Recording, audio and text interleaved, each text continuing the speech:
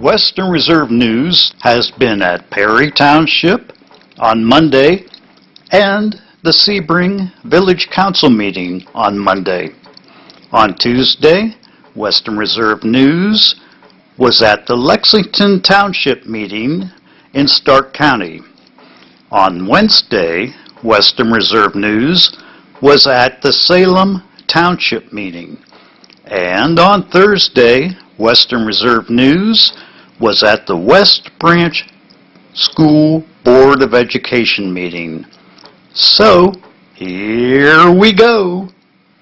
And at the August 27th West Branch School Board meeting, Superintendent Doug Phillips gives an upbeat report on the school facilities, and he introduces Amanda Davis as the 5th and 6th grade counselor.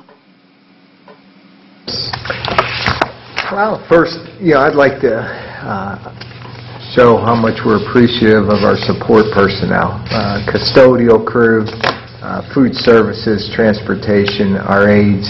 This year was the first time we started school before Labor Day, and to go into schools, they were unbelievable. If you looked at the floors, classrooms, the buildings, they're immaculate, and a lot of work and effort went into that, and I would like to recognize all the efforts that they put in summer, and that includes our technology departments. Again, when you talk about support personnel, sometimes they're the ones that they're working every day preparing for those students to come and for those teachers to come in their classrooms, and I want to give kudos out to them for a job well done.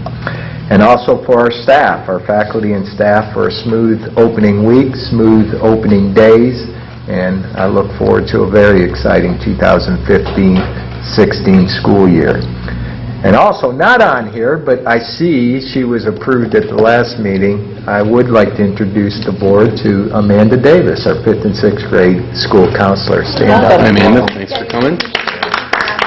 Thank you. Yep. Western Reserve News was at Salem Township on Wednesday. How's things going in Salem Township? Everything's moving along really well. I think we're real happy with the way Sheila Road's coming. Yep. Wrong signposts, but okay. All right. The only thing I have in the unfinished business, I checked on our signposts and we got them yesterday, 110 of them. And you should have I left a receipt in the garage. They called me because nobody was here at 3 o'clock. They're the wrong posts. What? They're the wrong posts. That's what they ordered of me. I called them after that and they said, sorry, that's all we had. So we either take them or none. Well, we'll take them. Western Reserve News was at Lexington Township Tuesday evening, and so was Paul Dent of 1325 Beeson. And Paul was there to complain about being woke up in the morning by the neighbor's rooster. I'm Paul Dent. I live on 1325 Beeson Street, and I have a situation with my neighbors where their septic system is leaching into my backyard, which ruined my backyard, caused my septic system to go bad, and theirs is still coming into my backyard. I had mine fixed. Mine goes out to the front ditch, and my backyard is completely ruined. I spent almost $9,000 on my septic system. It's not only affecting me, it's affecting my other two neighbors behind me here. The smell, the stank. I know that the health department, they've been advised about it. They had the scientific people come out and take an earth sample of the dirt. They do have it lined up to get it fixed. But my issue is, since they ruined my backyard, that they be liable. Since my backyard is ruined, I had to mow my grass in my boots and up to my ankles in mud. And I was wondering if the liability would cover my backyard to get it fixed, because it's still coming in. I have pictures right here. And another issue. My main thing is to get my backyard fixed and stuff. But my neighbors east of me, they have chickens, ducks, guinea hens, and they're loose all the time. They're coming into our yards. We have to chase them off. And actually, the chickens were coming onto my property and dusting themselves right beside my house, and my air conditioning unit's right there. And I was telling Jim came up my house and seen it. Yeah, at 5 o'clock in the morning, I got a rooster outside my window crowing. 5 o'clock in the morning, and I get up, and I go into the spare bedroom, and I look out, and I see him, and then 2 other chickens take off. 5 o'clock in the morning, we're still sleeping. And it's just a nuisance, and they're always getting loose, coming over. We had to have them come over last Sunday to get the 2 guinea hens, get them chased back over there. They're going into his yards as well. And like I said, the septic, I got pictures right here if you guys want to see them. Yeah, we'll take sure. This is... You say you have talked to them about their birds coming over and then... Yeah, he said, he goes, I'm trying to... Yeah. I said, is there any way you can contain these chickens? He goes, I don't know where they're coming out of, but they're constantly running loose. This right here is my backyard right here. That's the septic coming into my backyard. This is one part of it right there too. My backyard's ruined. And Paul Dent's neighbors were there saying that they had his problems too. I'm Mike Yost. I live on Joey Street, the first house, 10586 Joey Street, off of Beaton, on the right-hand side. My property butts up against Gross's. Okay? And it is leaching into my property, too. Yeah, I'm just kind of supporting him. It is coming into my property. I've had chickens in my yard, in my front yard, go to my garage, and it is a nuisance. It is. They yap all day long. You can't shut them up. And I don't even think I've been there for 24 years, and I don't even think them outbuildings are documented on their plots. I really don't. At the Monday Perry Township meeting, the Perry Police Chief says he needs to put out the Help Wanted sign. I would like in September to start a process of taking applications for a part-timer, and somewhere in October, November, try to get one hired to replace Corey that I didn't replace last year. I let it ride through the winter and most of the summer now. I'd like to get one more and put us to 4 part-timers. In their final comments, Perry Township trustees express appreciation to the Columbiana County Commissioners for a $50,000 matching fund grant to build a heavy equipment storage building. I'd like to thank the Columbiana County Commissioners and the County Development for awarding us the $50,000 for our project. Okay, I'll second that, and also I'd like to thank the County Engineer's Office for I think they did a very fine job with our chip and seal program this year. To start off the Sebring Village Council meeting on Monday was the swearing in of Nicholas Coe as firefighter EMT. Then Daniel Patterson was sworn in as a paramedic.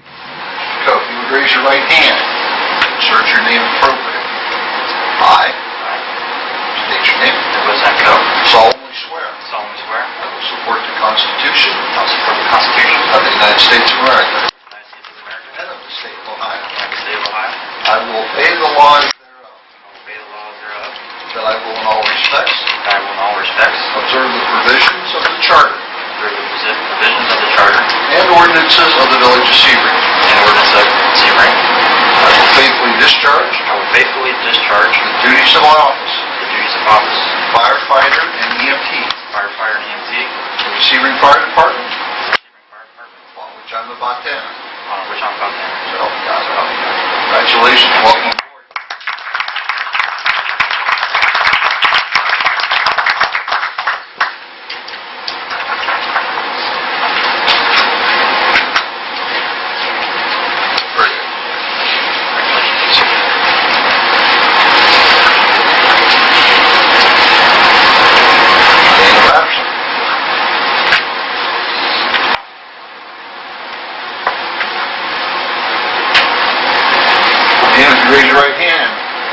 me and search your name, please, sir. I state your name.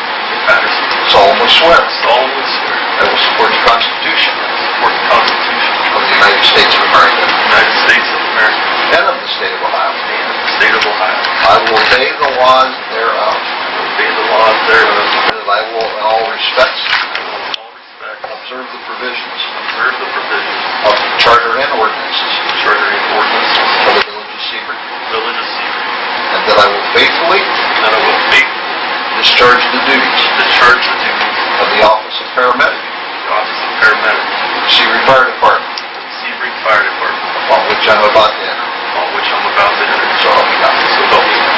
Congratulations and welcome.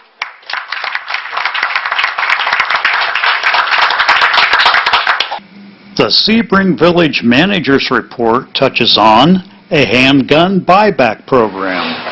Just a little extra info based on what Councilman Hart brought up regarding the Glocks. Police Chief is taking advantage of the Glock buyback program. It's purchasing 13 new Glock handguns for a total of $1,390. If we would have bought these firearms individually without the buyback program, it probably cost about $9,000. So it's certainly a huge savings. Includes 3 magazines, night sights, and the Chief has opted to go with 9mm instead of 40 caliber, which we're currently using. So I applaud the Chief for getting a good deal. And the village manager asks council what they want to do about a Smith Township Sebring fire contract.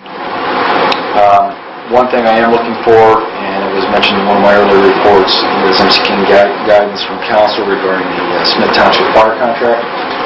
As you may have read in the paper earlier, Smith Township has some concerns about cost, and they were interested in renegotiating the contract. The Mayor and I met informally with Mr. Frears, Township trustees. Exactly what we're going to do. I said, well, I'm going to have to run that past council. I also met with Mr. Freer again, and he wants to consider that. So I'm not sure what council's pleasure is on negotiating or even looking at the fire contract. That's something that I would like to discuss in executive session on the parameters of what you want to do with that. So I don't know whether you want to do that tonight or another session. So anyway, I leave that up to you. From what I understand, having talked to Mr. Freer previously, is apparently Smith Township has designated him the primary negotiator. So Mr. Freer is the person we'll be talking to. So I appreciate your input on that. Next is an update on tree replacement in the village of Sebring. Councilman Wright and I took a tour of the downtown to inspect decorative trees with Ryan Smith of Enviroscapes. After considering the options, we decided to replace 31 trees. Those are the ones that are graded and caged downtown. All the trees that are downtown that are not constricted by any of that, we're going to leave those as they are. This project would include tree and stump removal. We're looking at about $31,000. However, we feel that this probably could be negotiated down a bit. We also solicited some other companies. One of the companies was Dan Yoho from Davy Tree to go over the same proposal, and he's going to be providing us a quote as well.